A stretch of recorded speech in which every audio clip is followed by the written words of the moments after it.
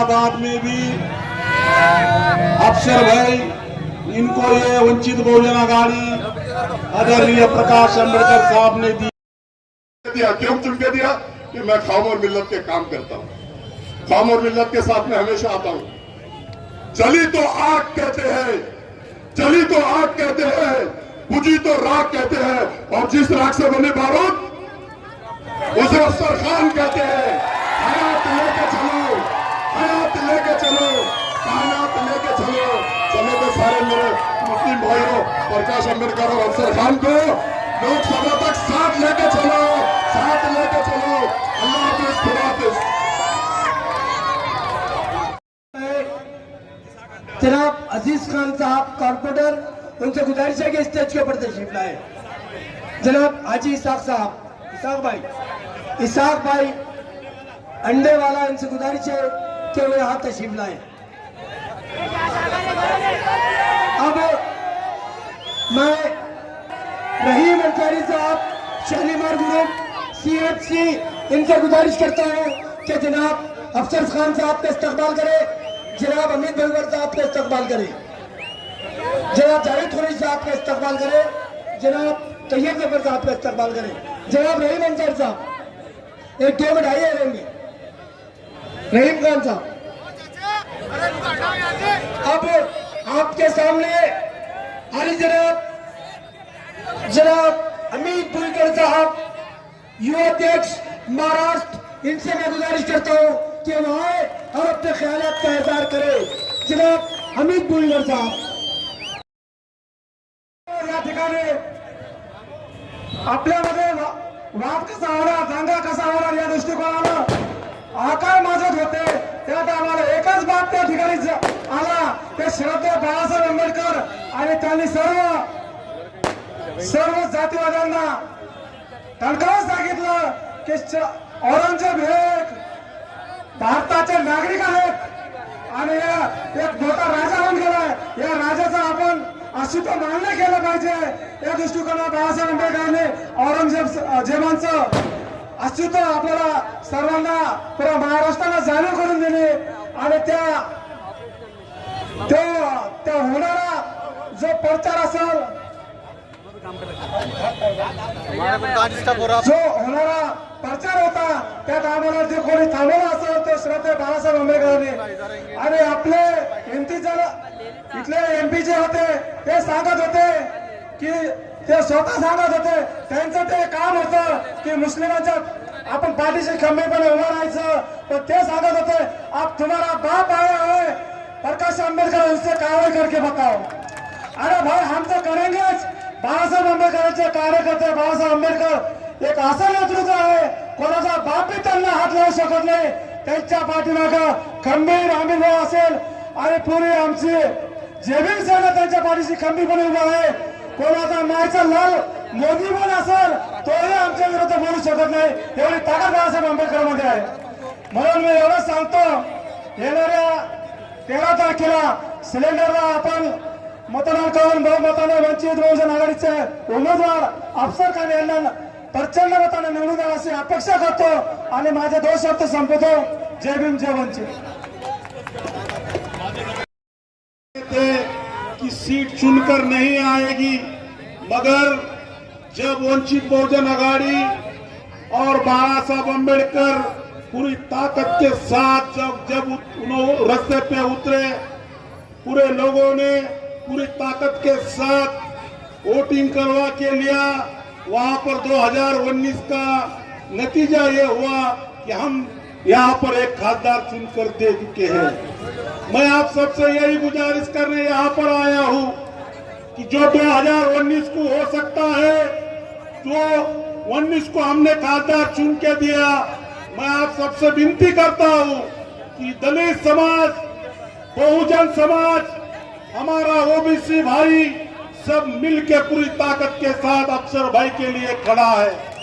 मैं आप सबसे गुजारिश करना चाहता हूं मेरे भाइयों कि आप सब लोग अगर एक साथ में आ गए तो इस औरंगाबाद की फिर से एक बार सीट ये हमारी मुस्लिम समाज की, अफसर भाई की, वंचित बहुजन आघाड़ी के माध्यम से रहेगी।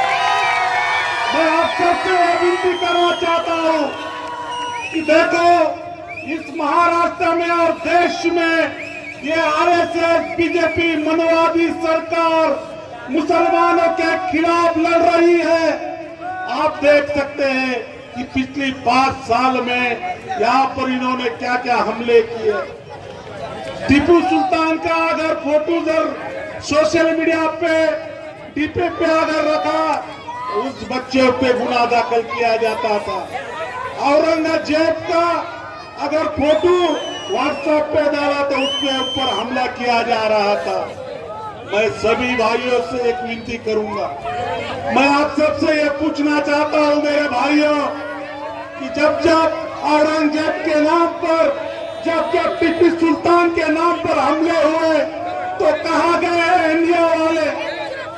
कहां गए थे ये इंडिया वाले, ये शिवसेना वाले जो आज वोट मांग रहे हैं? मैं आप सबसे पूछना चाहता हूं, ये आपके साथ में कभी खड़े हुए क्या? तो आपके साथ में ये कभी खड़े नहीं हुए। हमारे साथ में अगर कोई खड़ा हुआ तो वो है प्रकाश अंबेडकर, जो हमारी ढाल बनकर इस महाराष्ट्र में खड़े हुए। और सिर्फ खड़े नहीं हुए तो औरंगजेब साहब के कब्र पर जाकर उन्होंने बता दिया कि ये देश जो डॉक्टर बाबा साहब अंबेडकर का संविधान है, वो संविधान के तहत चलेगा। जो डॉक्टर बाबा साहब अंबेडकर के संविधान में जो बोलने का हक मुझे दिया, वो सभी को बोलने का हक बराबर का दिया है।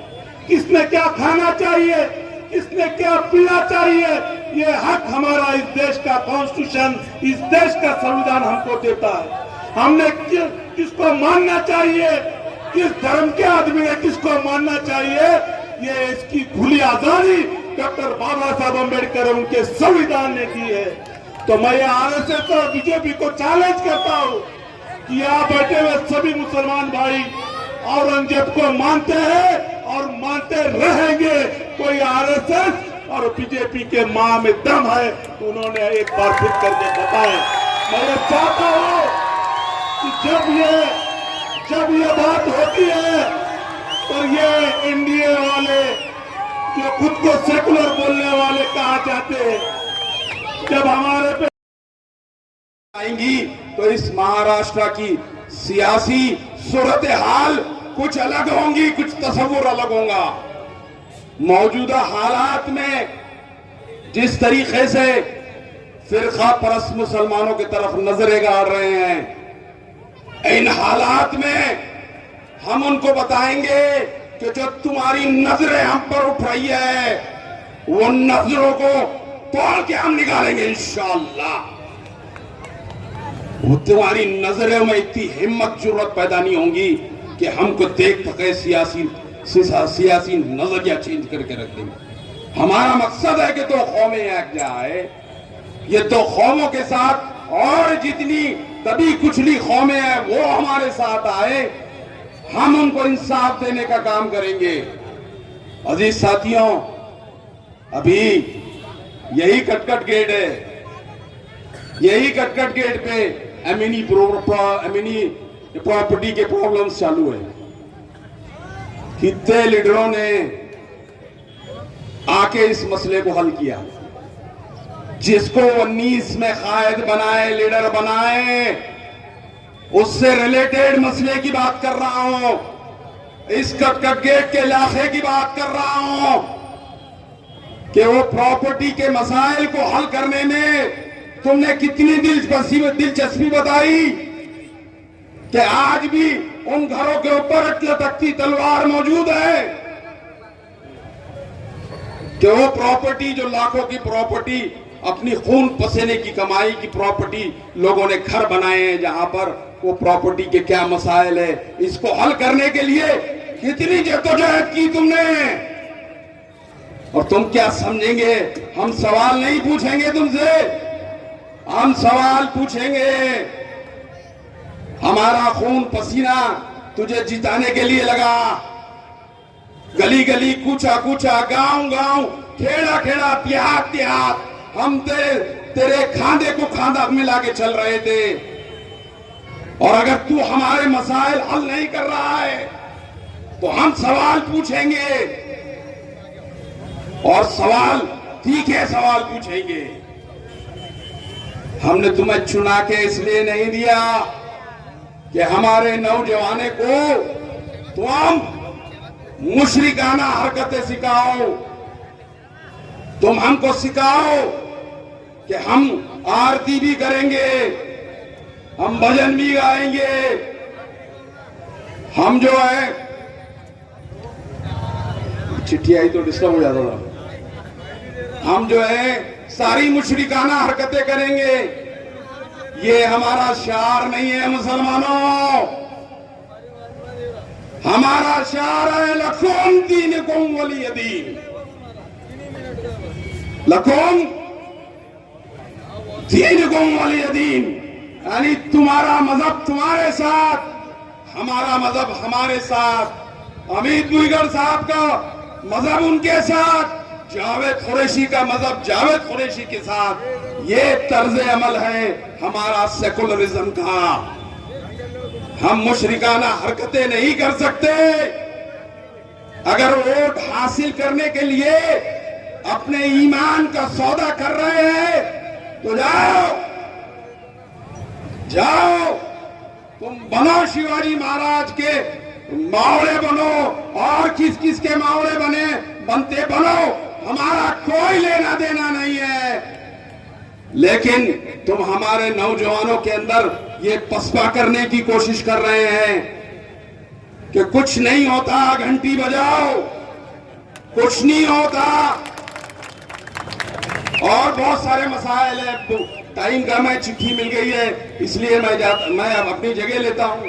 लेकिन जाते जाते उन साहब को ये शेर जो है उनके गोशे गुजार करना चाहता हूं कि कितने कम ज़र्फ़ है ये गुब्बारे, चंद सांसों में फूल जाते।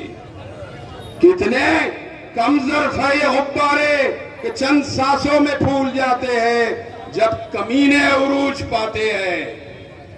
मुसलमानों, जब कमीने उरूज पाते हैं तो अपनी औकात भूल जाते हैं।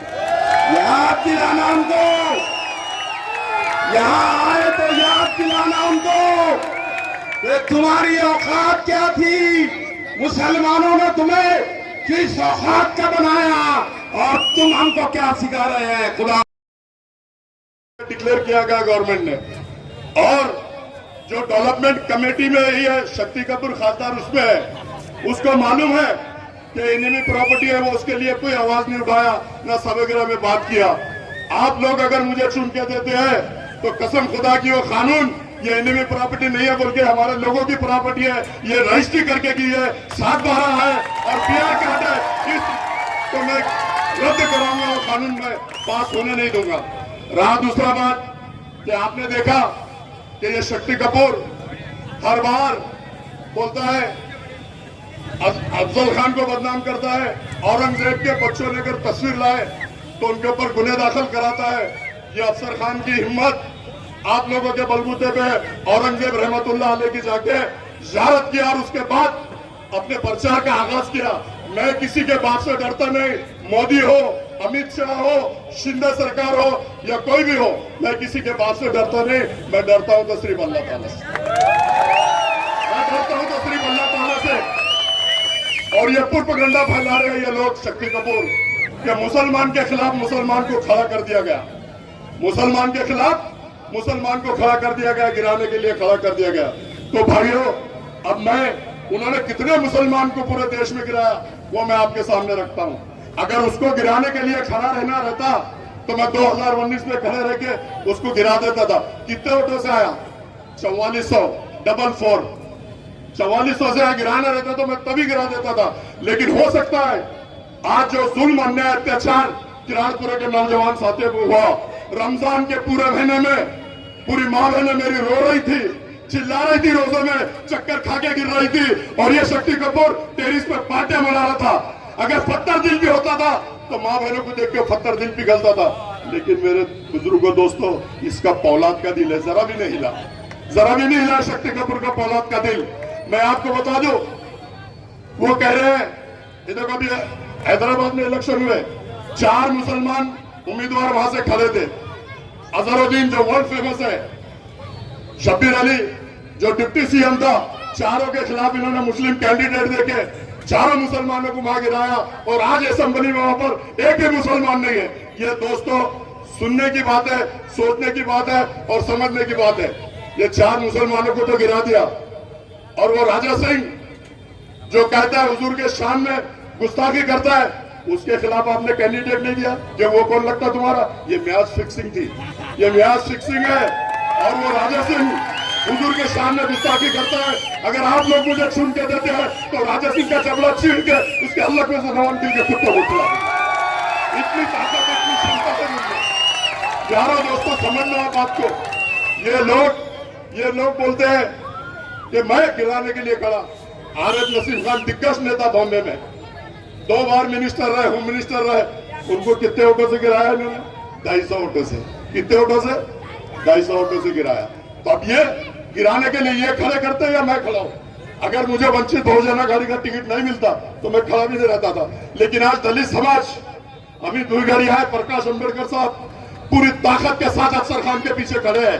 तुमने उनका स्टेटमेंट सुना होगा कि औरंगजेब के शहर से, औरंगाबाद से अगर कोई जीतेगा तो मुस्लिम चेहरा वो अफसर खान जीतेगा। ये उनके स्टेटमेंट है। तो आप लोगों से अपन गुजारिश करता हूं कि इनकी बातों में आओ मत। तुमने इनको 10 साल दिया है लेकिन ये कोई भी काम इन्होंने किया नहीं। आपने देखा होगा जिस बंगले में रहते, हो बंगला में डॉक्टर रफीक सकरिया बेवा का बंगला ब्लैकमेल करके लिया गया है, उनको टॉर्चर किया गया, उनसे 1.5 करोड़ रुपए कैश लिया गया। ये ऑथेंटिक है, आप सब लोग जानते हैं। इनका काम, इनका धंधा ब्लैकमेल करने का है। आपने सुना कि जालना रोड पे वक्फ बोर्ड की जगह का आवाज उठाया गया। वक्फ बोर्ड की आवाज उठाने के बाद यहाँ गरीबों के घर बनेंगे, गरीबों की दुकानें बनेंगी। मैं पूछता हूँ 7 करोड़ रुपए आने के बाद आवाज तुम्हारी क्यों बंद हो गई? क्यों नहीं गरीबों के घर बने? क्यों नहीं गरीबों की टपरियां बनी वहां? क्यों नहीं गरीबों की दुकानें बनी? अरे तुम हर आवाज उठाते हो और पैसा आते खामोश बढ़ जाते हो। तुम्हारा ईमान, धर्म, कौम और मिल्लत नहीं है। गांधी जी है क्या है? गांधी जी इधर से भी गांधी जी आता हूं। और अफसर खान ने 25 साल में कौम और मिल्लत की खिदमत की। मेरी शुरुआत भीमनगर भौसिंगपुर से हुई, वहां भी मैंने दलित समाजों के इतने काम किए। बिस्मिल्लाहिर्रहमानिर्रहीम। शुरू करता हूं अल्लाह का नाम लेकर। डरता नहीं हूं किसी के बाप से, चाहे अमित शाह हो या मोदी हो या राज ठाकरे हो या उद्धव ठाकरे हो, किसी के बाप से डरता नहीं हूं। आज कटकट गेट, ऐतिहासिक गेट, शालीमार होटल के सामने वंचित बहुजन आघाड़ी की सभा होने जा रही है। इस सभा में हमारे मान्यवर अमित भाई भुगड़, जावेद कुरैशी, सैयद जफर और तमाम मेरे नौजवान साथी, बुजुर्गों, दोस्तों, जहां तक मेरी आवाज जा रही है, और पर्दा नशीन माँ बहनों, अस्सलाम वालेकुम, अस्सलाम वालेकुम, अस्सलाम वालेकुम। आज हिंदुस्तान के भविष्य बनने जा रहा है, लोकसभा के इलेक्शन होने जा रहे हैं और लोकसभा के अंदर जाने के बाद यहाँ का एक शक्ति कपूर बोलता है कि मैं बहुत पढ़ा लिखा हूँ, 3 डिग्रियां मेरे पास है। तो अफसर खान को क्या अंगठा साहब समझ रहा है क्या तू? अंगठा साहब समझ रहा है? अरे तेरी 3 डिग्रियों पे अफसर खान के कौम और मिल्लत का जज्बा तेरी 3 डिग्रियों पे भारी है, ऐसा मैं यहां से कहता हूं। कौम और मिल्लत का जज्बा अफसर खान में है, तेरी 3 डिग्रियों पे कौम और मिल्लत का जज्बा अफसर खान का तेरी 3 डिग्रियों पे भारी है। आज हिंदुस्तान में लोकसभा के जो इलेक्शन हो रहे हैं, अमित शाह कहता है कि सामान्य नागरिक कायदा बनाऊंगा, मोदी कहता है कि हिंदू राष्ट्र बनाऊंगा और सामान्य नागरिक कायदा लाऊंगा। तो मैं इस स्टेज से चैलेंज करता हूं, अमित शाह और मोदी, तेरे में दम अगर है तो सामान्य नागरिक कायदा बना के बता, संविधान को हटा के बता।